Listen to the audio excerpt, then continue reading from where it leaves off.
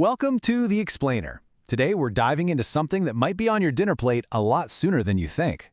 We're exploring a technology that could totally change our relationship with food forever. Meat grown without animals. All right, let's just jump right in. I want you to imagine something with me. Picture this. It's the year 2045. You're sitting down at a nice restaurant getting ready for dinner. But the meal you're about to eat is unlike anything you've ever had before. So, what's on your plate? Well, there's this perfectly marbled steak, but here's the crazy part. It was never part of an animal. Nope, it was grown from cells inside a bioreactor. Then you've got bread, but it's made from protein-rich algae. And to top it all off, a cocktail with flavors that were literally designed molecule by molecule. The common thread here? None of this, not a single bit of it, came from a farm. And that really brings us to the huge question we're tackling today. What if our food stopped coming from fields and started coming from labs? I mean, that one question challenges pretty much everything we know, our traditions, our economy, and our entire impact on the planet. Okay, so here's how we're going to break this all down. We just imagined that meal in 2045. Next, we'll dig into the sustainable promise behind it all, then see how you could one day design your own perfect meal, listen in on the big ethical debate, and we'll end with a choice you might have to make yourself.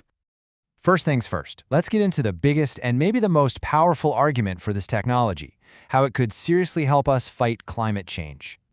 And when you put them side by side, the difference is, well, it's just staggering. You've got your traditional farm-raised beef on one side and the lab-grown steak on the other. And we're not talking about little tweaks here.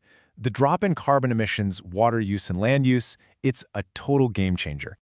And this chart really just drives the point home. Look at the bars for traditional farming. They're just massive. Now look at the lab-grown version. It's just a tiny sliver in comparison. The reduction is absolutely huge across the board. So what's the bottom line here? It all comes down to this one number, 90%. Think about that. We're talking about a potential 90% drop in global agricultural emissions. That's an impact so big, it's honestly hard to even wrap your head around.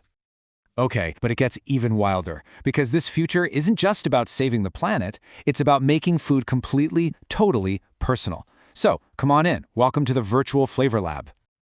So, picture this. You're sitting in front of an interface, and you get to be the chef and the scientist. First, you pick your protein base. Lab-grown salmon? Done. Algae patties? Go for it. Then you add flavor molecules to make it taste exactly how you want. And finally, you tweak the nutrition. More omega-3s? Bam. Less cholesterol? Easy. You are literally designing your perfect food from the ground up. And this is where it gets really interesting, you know? It's not just about what tastes good anymore. The food you design becomes a statement. Choosing algae because it's better for the planet, or boosting vitamins for your health, your plate becomes a direct reflection of what you value. But, a change this huge isn't going to happen without a very, very serious debate. It brings up these deep questions about culture, about jobs, about what food even is. So let's pull up a chair at the Ethical Debate Cafe and hear what everyone has to say. First up, you've got the farmer. And for them, this is personal. It's not just a business decision. It's a threat to a whole way of life, a connection to the land that goes back generations. And their question is a tough one. Are we really willing to trade all that heritage just for the sake of efficiency? Then, at the next table, you have the scientists.